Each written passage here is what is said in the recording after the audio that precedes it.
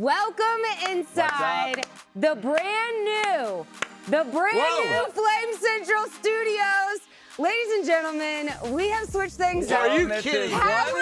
Powered by insert sponsor. 1 week. Hey, ladies and gentlemen, if you didn't know, we're on the Flame Central, or we're on the Liberty Flames YouTube channel. So if you're listening to us, you might want to check in to our YouTube channel. You guys are, because look at this. I mean, this has a little flair to it. I'm liking this. It is more symmetrical with the two. I do. I mean, you guys are. You are a good-looking duo right there. So what we have going on here, Joe Yock forgot. It is Flame Central Podcast. Are we really doing this again after all that's been done? And had somebody come up to her at the basketball game and asking about it. Yes, and was like, what are you guys going to do to Joe? I mean, there's a lot more to this story.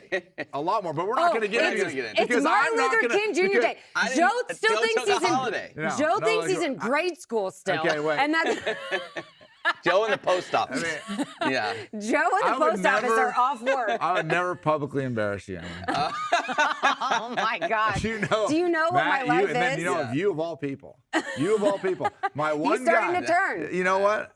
You know what Batman's supposed to do for Robin? You know what Batman's supposed to do? Oh, look at me looking over your shoulder. He's supposed to stick up for him, okay, well, right? I'm your Robin, buddy, and Batman's supposed to stick up for him. What do? You go over to the dark side. Sometimes, you know what this is? Sometimes you go over the dark sometimes side. Robin needs a little tough love. Okay? Sometimes Robin needs a little tough love. Oh my gosh, we got Matt Warner over Matt Warner's shoulder. Hey, that's a little too much. That's a little too much. Ladies and gentlemen, so we switched up the screen. If you're listening, we switched up the screen. Ladies and gentlemen, all listeners, welcome to the Flame Central Podcast, powered by Alcova. Now it's back. We can go back. Ken, our director, can switch it back. There we go. All right. If you're looking to purchase or refinance, you can. Hey, the refinance market's getting ready to take off. That's right. I mean, we're talking lower rates. They're low rates. Don't jump on the first thing when these mortgage companies start advertising to you. They just want to refi you, then they want to refi you again and make more. No. You contact Joe Yock at Alcova Mortgage. When the timing is right, when the market is right, we're there for you. You Liberty folks, $5,000 off. $5,000 credit towards your closing costs. Up to $5,000. Right. Up to $5,000 credit towards your closing costs. Real cash. 1% of your loan amount. Go to alcova.com/. Is it, you know what? I got an argument with somebody. Is it front slash or backslash? I think you just say slash. Really don't. Slash. We're just going to go slash. Alcova.com / Liberty.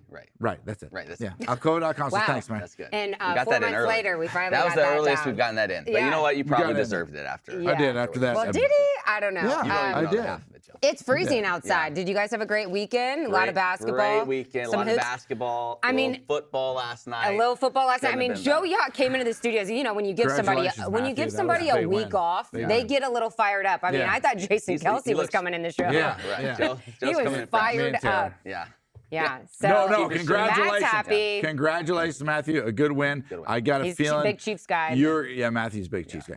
They're going to get absolutely hammered by Baltimore. Don't feel great. Don't feel great about it in Baltimore. Don't feel great about that one. Yeah, and then Detroit finally. I am cheering for the Detroit Lions. I am too. The Motor City has taken more hits. Yeah. I mean, not just the football team. Right. The football team has been down. Disaster. That city's been down. Yeah. They're on the comeback. Can you imagine Can you imagine Detroit Lions go to the Super Bowl? Can you imagine you get Michigan winning the national championship and Detroit Lions winning the Super Bowl? They're back. That's almost too much. That state is back. Almost too much. I don't know. I'm still going for Baltimore winning because then if you have the Harbaugh brothers. Did Harbaugh really interview in San Diego? Yeah, Jim. Really? Yeah. I mean, that's shame. San Diego. All right, so a lot of hoops going on. You know that panic button that you had? Throw it out the window. Take your hand off. Take your hand off. The Liberty Flames are 2-3 in conference play. We saw a little bit of a different Liberty squad on Thursday against, FIU, and Saturday against Sam Houston. So really, really good to see them back in the win column. We'll have Zach Cleveland, a first-time Flame Central podcast guest. So his life is about to change. Yoshida. Yeah. You can explain that. I'll explain Yoshida to him. Okay. Yeah. So first takeaway from those two games and what you saw from the Flames in response to really a lot of hate, I feel like, on social media of how they started. You saw what makes this team so dangerous when they're knocking down shots. Right. Like they went up against the Sam Houston team, the only team that was unbeaten in Conference USA, and they basically made their bigs irrelevant and they forced Sam Houston to not even play their big in Doumbia, because you can't come out like you think about this. You got 4 guys on the court that can all shoot threes, and you got Zach Cleveland bringing the ball up, initiating the offense. Bang. And so, like, when you're hitting shots, and we said that in their losses, they shot it pretty poorly. But when you're hitting some shots, suddenly now, on the offensive end, you have a massive advantage, right? Even against a bigger team. The other big thing about this game, though, against Sam Houston, and Naz and I talked about it a little bit, they got to the rim. They scored. You had a great report in the FIU game, I think it was. Their head coach, Jeremy Ballard, said in the huddle at one point, Emily said it wasn't the one with the dog toy. We need a great report alert because there's so few and far between. Keep going. Great report alert. When you said, I believe it was him that was yelling at his team in the huddle, they're driving to pass. They're driving to pass. Well, and that had been true. And Naz had even brought that up at some point. But you know what? Against Sam Houston, they drove and scored. Yeah. And you have to have some of that. You're not going to be able to do it consistently on everybody.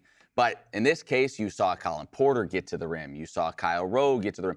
You're seeing Brody Peebles get to the rim. So you're seeing those guys actually get and score, and that keeps everybody honest. And keeps, like, Cade Matheny open on, That's what I'm saying. Downtown. When he was hitting some of those shots in Sam Houston, I mean, there's just like this swag and him pointing to the bench. Oh, my gosh, I loved it. It was so cool to see those guys really hit some shots that maybe they weren't in those first 3 conference games, that just made it, gave them that confidence moving forward that, like, hey, we do belong at the top of this conference. You see what Coach McKay sees. And that thing is, like, when they go, they had the losses, right? And so this team is so much different than what they were last year. When you have a Darius McGee, right, things are going to revolve around him. So now you make the switch. Okay, what are you going to go out and do? Go in the portal and try to find another Darius McGee, right? Is that's an option? Okay, that didn't happen, right? Obviously, then you go Richie style, which is say, okay, no. We'll go back to being more of a complete unit and have that team aspect. And the 2 things that you see from that is, one, that takes time, right? It takes reps to get the feel for each other, not just practice, game reps. And so that may take a little bit longer in the season than, hey, give the ball to Darius and let him do his thing, right? And then the other thing where you see it working is the amount of assists that they're getting. Well, like 26, there's like 26 assists. Yeah. Right? And so, like, because ultimately everybody knows this. Liberty's going to win on 2 things. One, shooting the ball really well, right? Yeah. They're not going to out-athlete, out-size people, shooting the ball really well. And 2, within that, the teamwork of the assists. Yeah. You do those 2 things, and then you take care of those. 26 assists on 27 made shots. Like, that was insane. It was insane. Yeah. Let's go straight to this conversation with Zach Cleveland to see what he thinks about this turnaround in conference play. Yo, cheetah.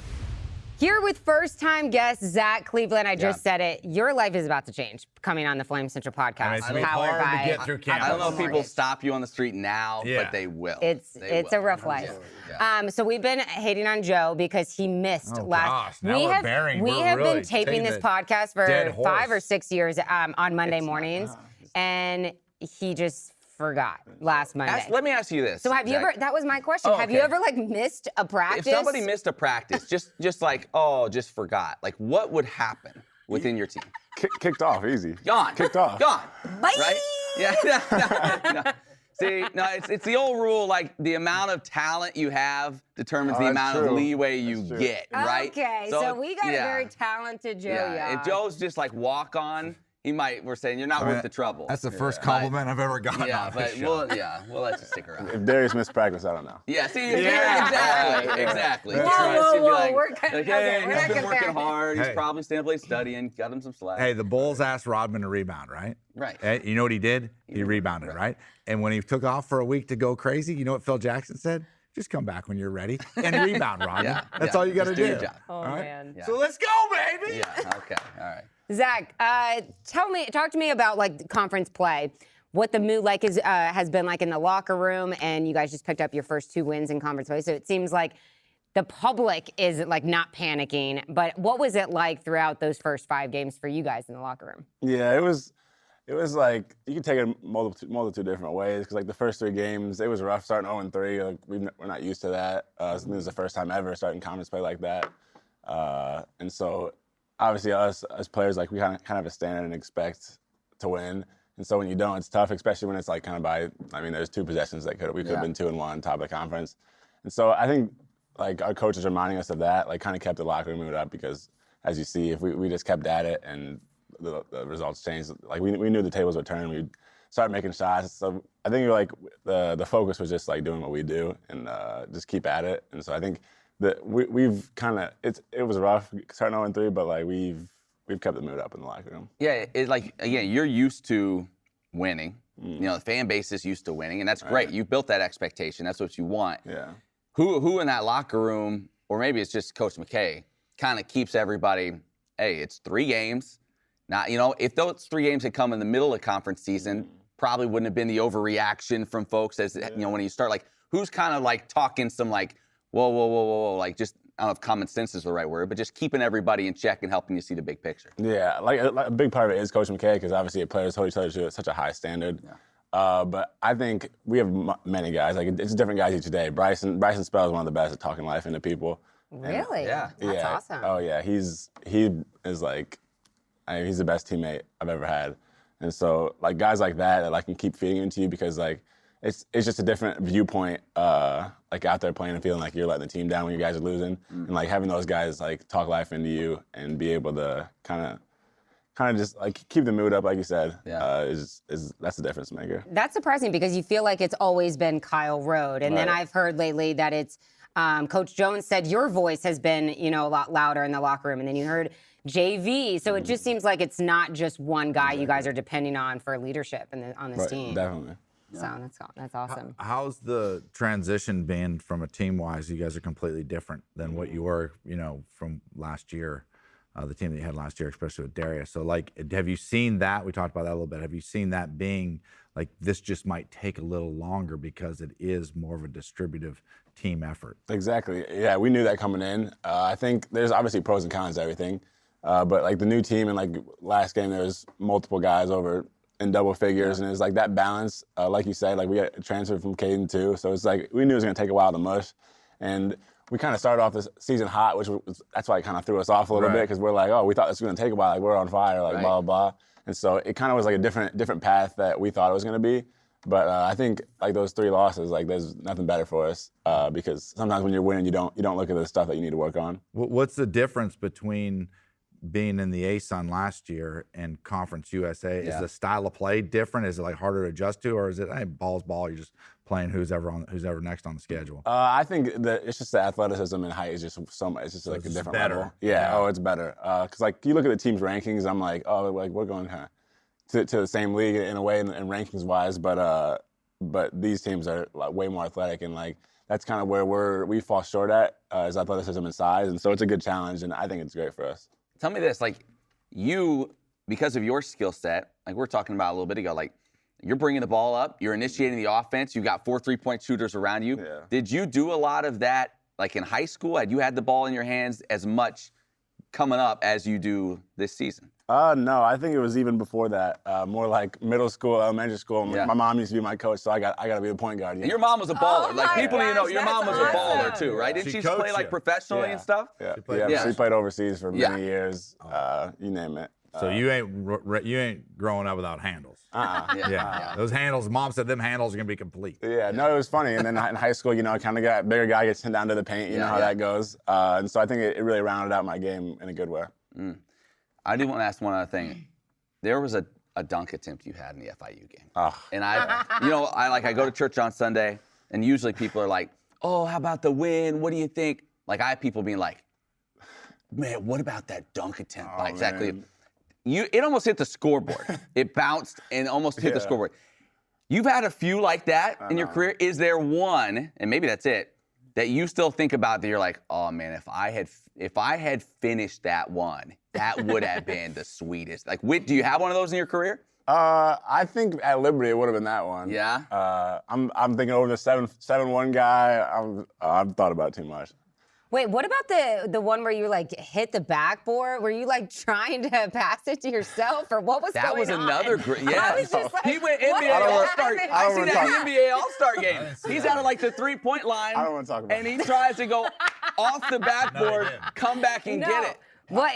Please talk Easy, about Bronny. Well, the thing was, like, I was having a little rough stretch, like a few turnovers, and I'm like, Slow down, Kobe. I like fake the handoff, and both the guys take Kyle, so I'm like, I just like an instinct. I thought I was on the playground, I like just like see the backboard, my eyes light up, and then I thought by the time it comes back to me, there's 8 guys in the lane. I would have been like to fly on the wall to see your mom's reaction to that one. Oh man, Matt and Naz, their reaction, they were just like not laughing at you or anything, but it was just like oh man, what is going on here? That would have been incredible if he's just like doing an NBA All-Star dunk contest in the middle. I saw Coach Jones walking up to me. I said, "Don't show me that on film." I know. You don't need to say anything, right?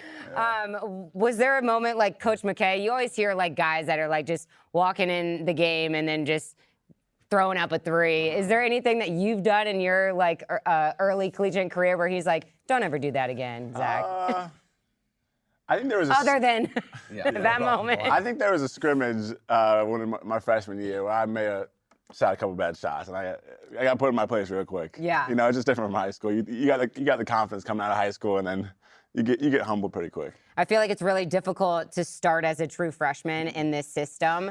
What do you think you've learned the most in a year and a half with this team? Yeah, I think it is hard to learn the defensive system, and so like as a freshman, you're so worried about like where you're supposed to be and like in the help side and all that in the gap and stuff like that. That like once you learn that, you can finally kind of like play more in free, because then you're like your habits, you're in the spots that you're supposed to be, so then you can really just like play in freedom.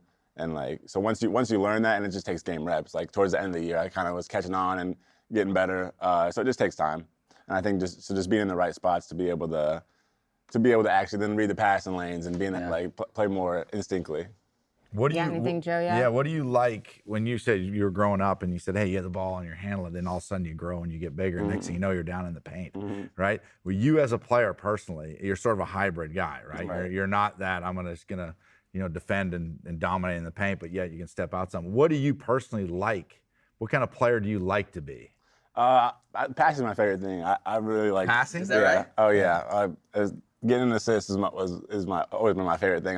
I have a story. I used to always like play Madden on the Wii, and I'd make sure every single guy on my team had a catch. I'd be playing against my friends, and they'd have one guy with like 800 yards, and if a guy didn't have a catch, I'd make sure he had it. So I think just spreading the sugar and like he's a team guy. Yeah, and being able to like do that for someone and put someone in a situation to make a good shot is my favorite thing. That is the definition. You like that, like get it down here and whip it across. Like you like that, don't you? Yeah. You like the big, like the pass that people go, oh. Yeah, exactly.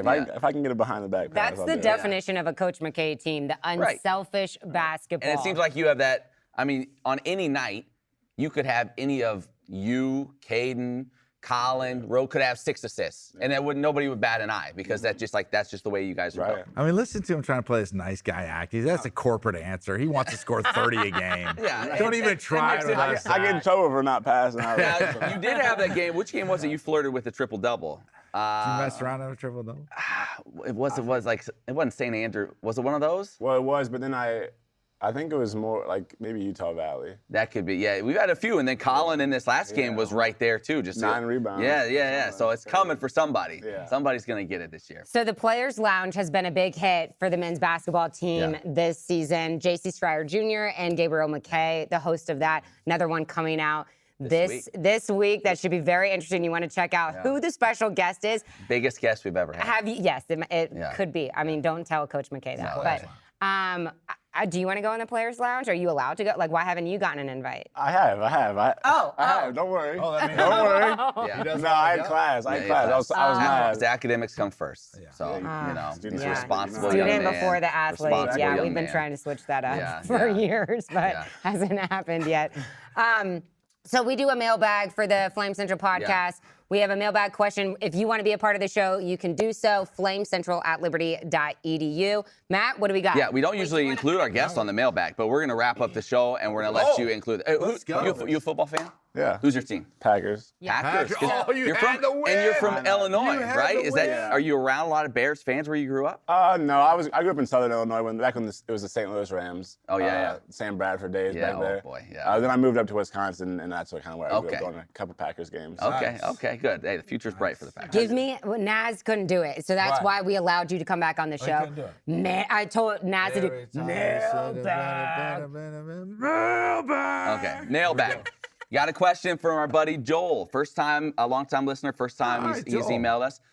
He wants to know, going back to last night's Chiefs-Bills game, what is the tougher job, a football kicker or a baseball closer? He's thinking of a guy on an island where it's on you to seal the deal. Or Which let's is the throw tougher? in like free throws at the end of a game, basketball game. Yeah, but that's not a position necessarily. Don't ask me. Yeah, you don't have to. Why? Yeah, that's all right. We're coming around. Tough touch. We're coming around. We're coming around, Zach. I feel like you did look Get over. better. Keep Was it practicing. you or JV when you hit some free throws and you looked over at the bench and were joking around? I didn't know if you guys had like, I guess you can't say a bet going because I think that's against the rules. But Well, I missed a free throw and said something, and then Coach K took me out because he thought I wasn't focused.